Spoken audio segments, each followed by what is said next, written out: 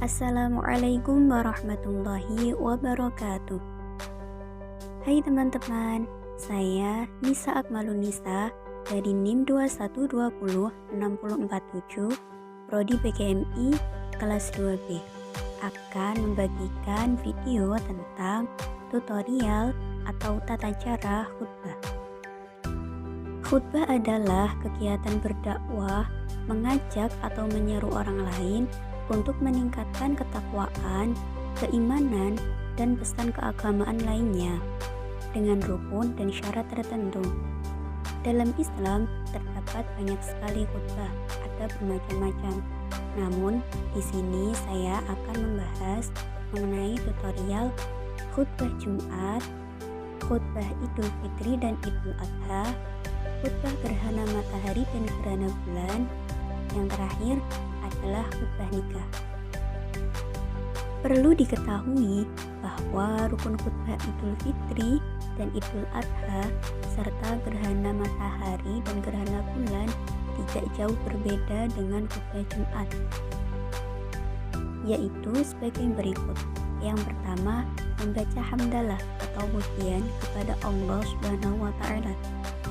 Yang kedua, membaca sholawat kepada Nabi Muhammad SAW.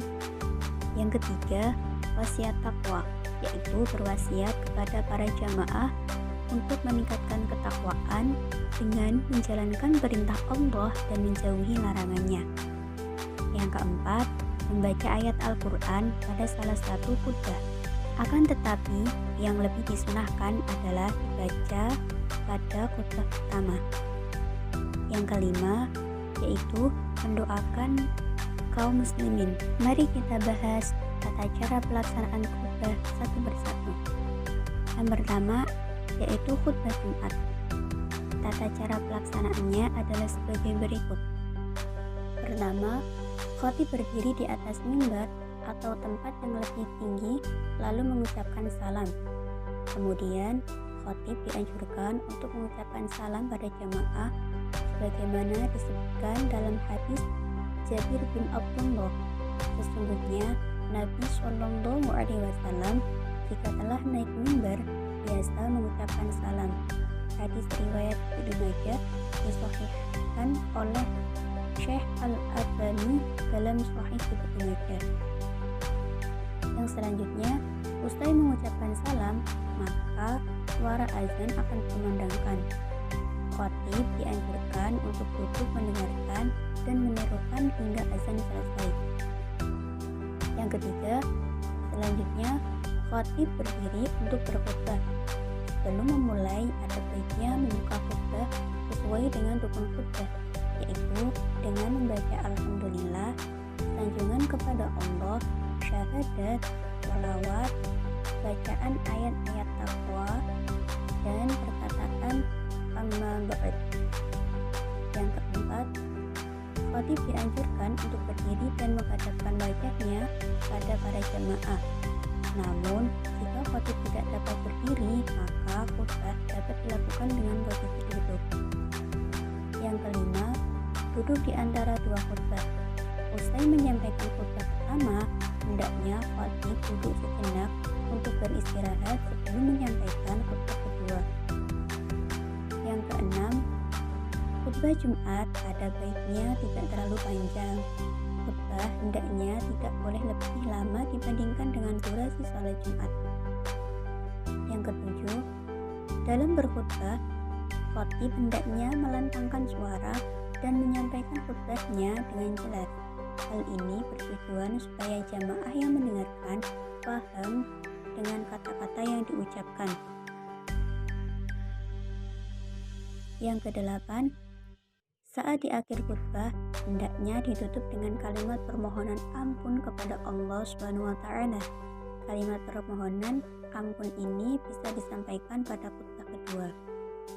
Selanjutnya adalah tata cara pelaksanaan khutbah Idul Fitri dan Idul Adha.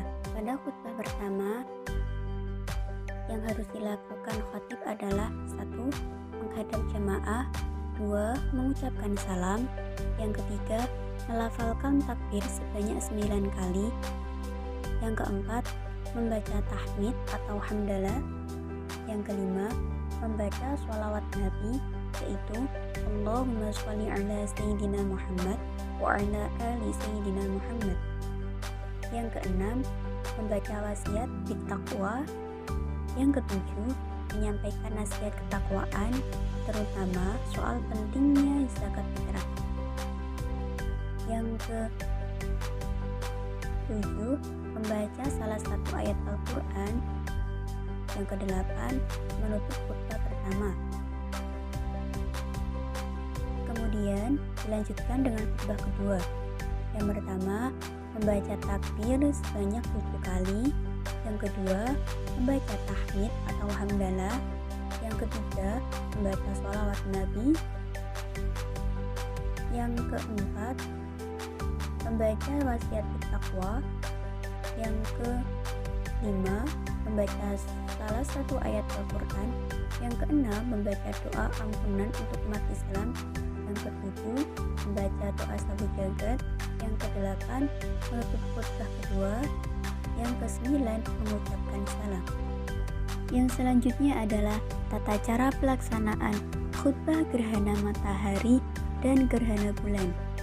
Pertama, khatib berkhutbah 2 kali seperti khutbah Jumat, baik syarat maupun rukunnya. Yang kedua, tema khutbah berisi anjuran dan motivasi melakukan taubatan nasuha, memperbanyak istighfar, sedekah, dan lain-lain, dan menjelaskan bahwa gerhana adalah bagian dari fenomena alam dan tanda kekuasaan Allah. Yang ketiga, tidak benar jika gerhana dimitoskan dengan berbagai tahayul, seperti matahari dimakan raksasa dan lain-lain. Yang keempat adalah duduk di antara 2 khutbah.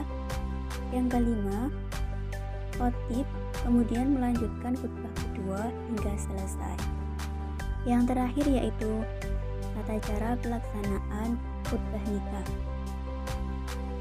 Khutbah nikah dilakukan sebelum akad dimulai, yaitu tata cara pelaksanaan khutbah nikah.